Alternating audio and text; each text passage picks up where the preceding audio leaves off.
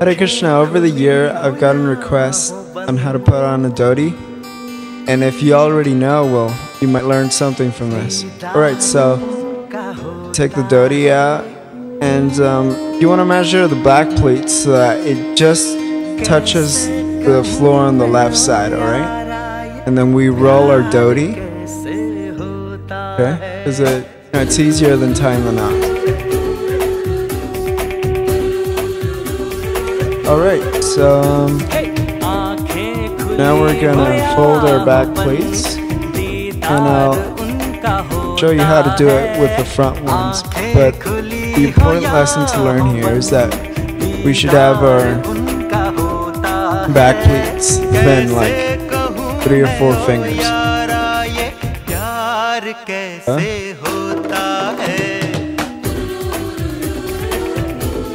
Right, make sure they're nice, you know, because we're devotees, we're representing Krishna, so we want to make sure that we dress properly. Krishna dresses properly, so we should probably too. Alright, so here's a zigzag fold.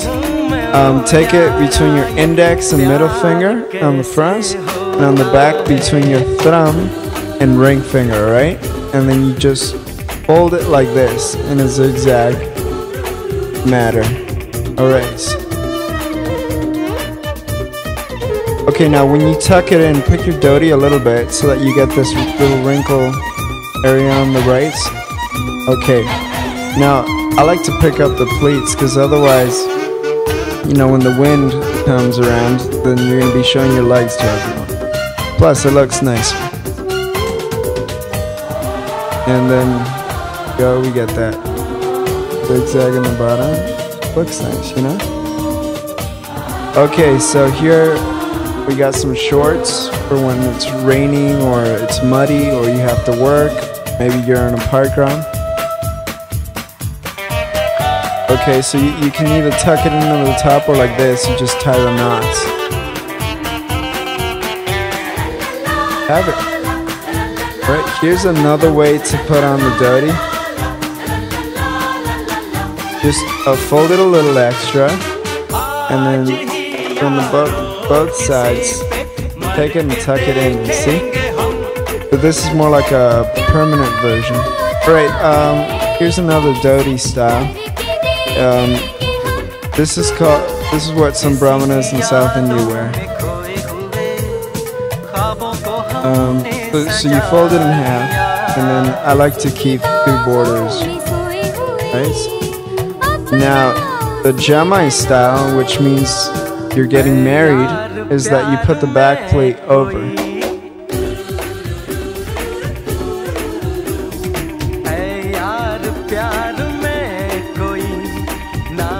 This is the Yogi-Pata, the Vedic t-shirt. Now this is the most common one. Usually we cut the chadar in half, but since we don't have that, I'll just show you with the normal chadar. Alright, and we just pick it up like that because we don't want it to cover the dhoti. And there you have it. Classic Yogi-Pata. And see how it looks there with your back showing? So now I'm going to show you guys another version, which it looks like a triangle or a tripod. What you do is you tie fold the chadar in half and then tie it like that. And then, see, it looks like a cape right now. Okay, so put it over your head and put it over your head again. And then, again, we want to tie it. Yeah, and I think this Yogi-Pata style should be done with the chadar. It needs to be a little longer than the normal one. Alright? Take this thing off. The last one really looks like a shirt, like a sleeveless shirt, right? So we take it and we tie it halfway there.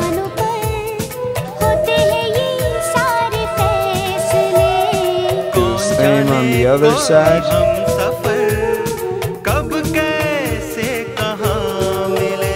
And it covers more, it keeps you warmer in winter. So now pujaris don't have excuses to wear stitched clothes in the temple, wearing all this stuff. So now they can just wear Yogi-Pata and complain, right? Thanks a lot.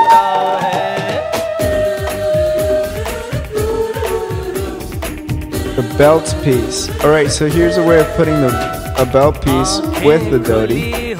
Now, there's a way to do it so that you get a zigzag there in the dhoti.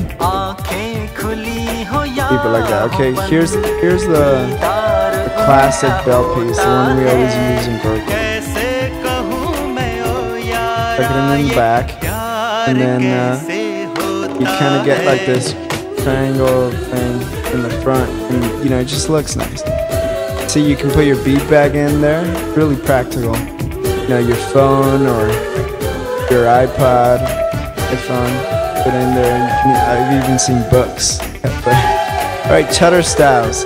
This is the Paka style, it goes nice with the kurta. This is the Pujari style. You want to make sure that nothing's hanging, and so it goes in all the way, and then you leave a little bit of the Chadar out like one, and it just looks nicer like that. See, the right arm should be out because we use the right arm, and the left arm the sannyasis keep open because it means that they're dead. Alright. This is another style to cover both shoulders. It's also nice and comfortable, and you can pick it up like that if you want to use your right arm. This is another Chadar style like Chaitanya Mahaprabhu, or you can put it like this, a little bit more stylish. This is how the Kshatriyas used to wear them.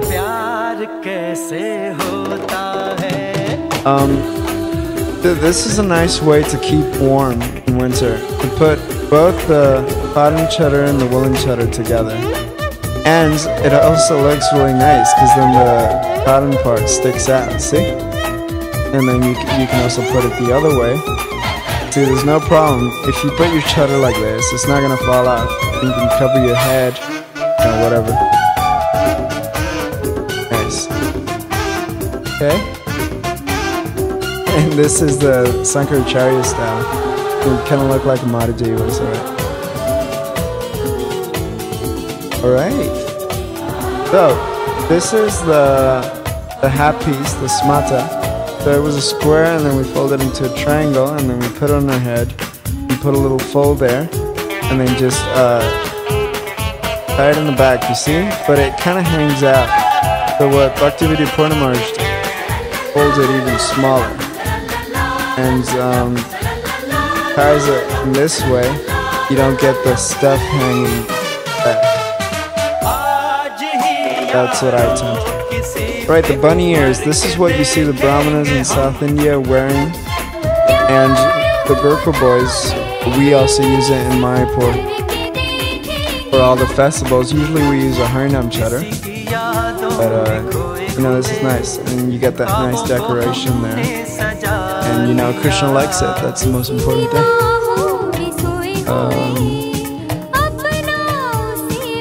It's not too tight. Don't want to be uncomfortable.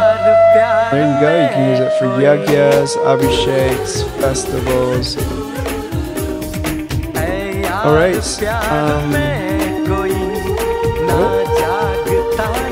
The simple turban.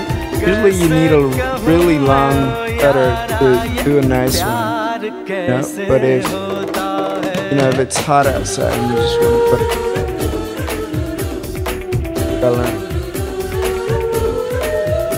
like that, and you can even do that for the deities. Thank you so much. Please like, comment, subscribe, and if you have any questions, let me know.